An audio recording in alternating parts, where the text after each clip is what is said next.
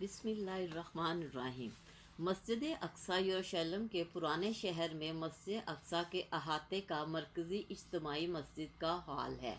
इसे बाज़ औक़ात किबला मस्जिद भी कहा जाता है, जिसका मतलब है किबला की मस्जिद, क्योंकि ये किबला के सबसे करीब है।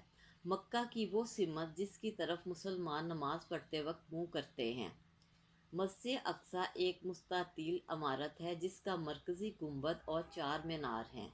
ये सफ़ेद चूने के पत्थर से बना है और इसका डिज़ाइन सादा लेकिन खूबसूरत है। मस्जिद का अंदरूनी हिस्सा कुशादा और अच्छी तरह से रोशन है, जिसमें एक बड़ा मरकज़ी हाल और कई छोटे कमरे और हुजरे हैं। मस्जिद अक्सा इस्लाम के अहम तरीन मजहबी मकामात में से एक है। मक्का में काबा और मदीना में मस्जिद नबवी के बाद ये इस्लाम का तीसरा मुक़द्दस तरीन मुकाम समझा जाता है। मुसलमानों का अकीदा है कि पैगम्बर सल्लल्लाहु अलैहि वसल्लम ने यरूशलेम के सफ़र के दौरान मस्जिद अक्सा में अंबिया की इमामत फरमाई। मस्जिद अक्सा की एक तवील और भरपूर तारीख़ है। इसे पहली बार 7वीं सदी में अमवी खलीफा अब्दुल मलक ने बनाया था। ये मस्जिद सदियों के दौरान मुतअद्दिद बार तबाह और दोबारा तामीर की गई है, लेकिन ये हमेशा मुसलमानों के लिए इंतहाई अहमियत की हामिल जगह रही है। मस्जिद अक्सा के अहाते में वाक़या है। इसे नोबल सेंचुरी भी कहा जाता है।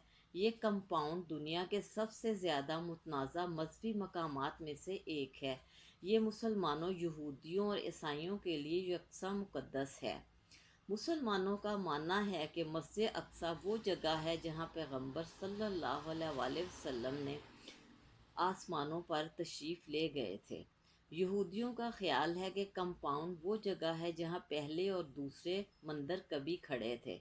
ईसाइयों का ख्याल है कि कंपाउंड वो जगह है जहाँ यीशु को मसलूब किया गया था और दोबारा ज़िंदा किया गया था। मस्जिद अक्सा तमाम मज़ाहिब के मानने वालों के लिए इंतहाई मजहबी और तारीख़ी अहमियत की हामिल जगह है।